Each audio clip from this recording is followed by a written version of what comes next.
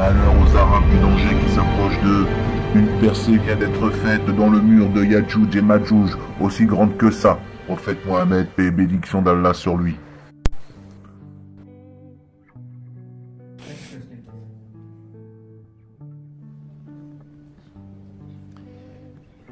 Mon opinion, c'est que les Arabes sont piégés. Pour être massacrés, Israël a déjà décidé qu'il devra mener de grandes guerres afin de subjuguer les Arabes.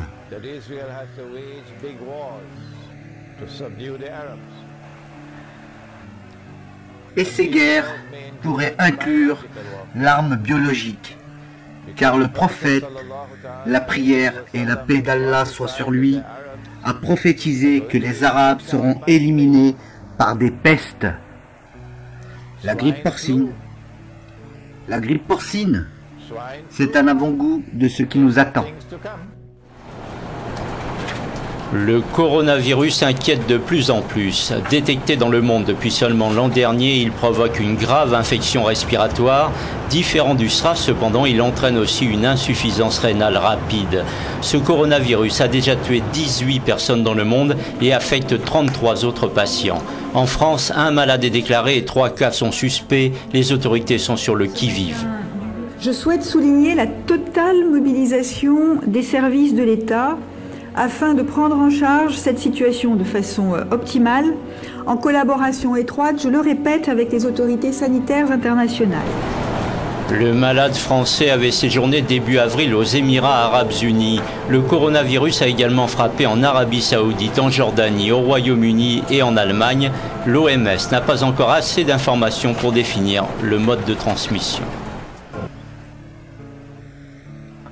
Mais Israël ne veut pas déclencher ces guerres, apparaissant nu devant le monde comme l'agresseur.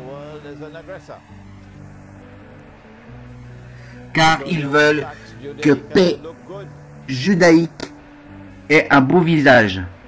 Donc vous créez un printemps arabe, mais vous ne pouvez le faire qu'une fois après avoir torturé les Arabes pendant 40 ans. Qu'après l'humiliation, l'oppression barbare pendant 40 ans, seulement là, vous pouvez provoquer un printemps arabe. Et quand ce printemps arabe arrive, il vous offre la liberté. C'est ce qu'ils ont fait avec l'Union soviétique et les communistes. Afin que les États-Unis d'Amérique et l'Europe aient un beau visage, ils ont dû créer une révolution bolchevique pour offrir le communisme.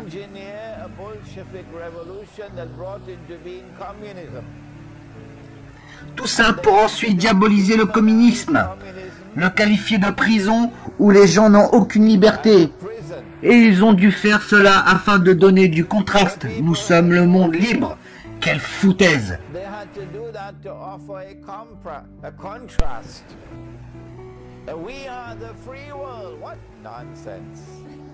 Nous avons le marché libre. Quelle absurdité! Quel marché libre! Mais nous avons avalé ces ordures, n'est-ce pas? C'est le monde libre. C'est le libre-échange et le marché libre et toutes ces foutaises. Pourquoi?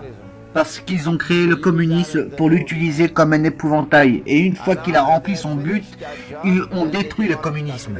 Et on n'en a plus besoin. Ils ont fait la même chose avec les Arabes pendant 40 ans, afin qu'ils puissent venir avec le printemps arabe. Ils n'auraient pas pu faire le printemps arabe sans ces 40 années de torture et d'oppression. Si vous aviez une barbe et vous atterrissiez en Égypte, vous aviez des problèmes. En Tunisie, ils ne pouvaient pas aller à la mosquée. Les femmes ne pouvaient pas porter le hijab, le voile. Le président tunisien Bourguiba a déclaré « Le jeûne du mois de Ramadan est contre-productif pour l'économie. » Hein? Et un autre voulait changer le calendrier du Ramadan quand il vient en été. Il voulait le mettre quand les gens ne travaillent pas. Changer le Ramadan comme ça.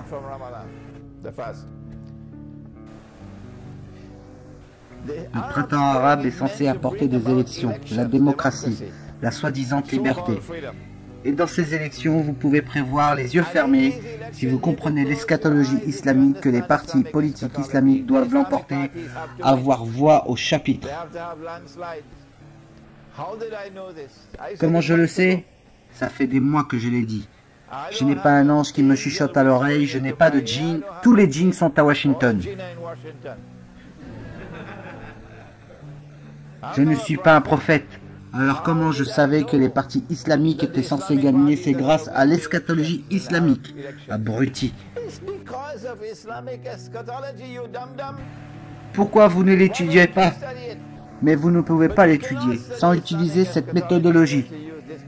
Quand les deux océans se joignent, une fois que les partis islamiques gagnent les élections et forment des gouvernements, la première chose à faire, c'est d'instaurer un charia. Et ensuite, deuxièmement, apporter leur soutien à la cause palestinienne. Le terme souvent traduit par la loi islamique a un sens beaucoup plus large en fait. Il englobe l'islam dans son ensemble. Et dans les deux cas, ils ont des bombes à retardement prêtes à leur exploser à la figure, car ces gouvernements islamiques seront ensuite taxés de terroristes. Et Israël pourra déclencher ces guerres. En proclamant au monde, nous ne faisons que nous défendre du terrorisme. Nous sauvons l'humanité de la menace de l'islam. Voilà la raison. Alors, que pouvez-vous y faire? Vous pouvez commencer dans le monde arabe par créer une nouvelle génération de savants de l'islam, ayant la capacité d'étudier l'eschatologie islamique et produire l'analyse qui en découle. Et ce, afin de comprendre la réalité du monde d'aujourd'hui. Vous ne pouvez pas répondre au défi d'une réalité si vous ne la comprenez pas.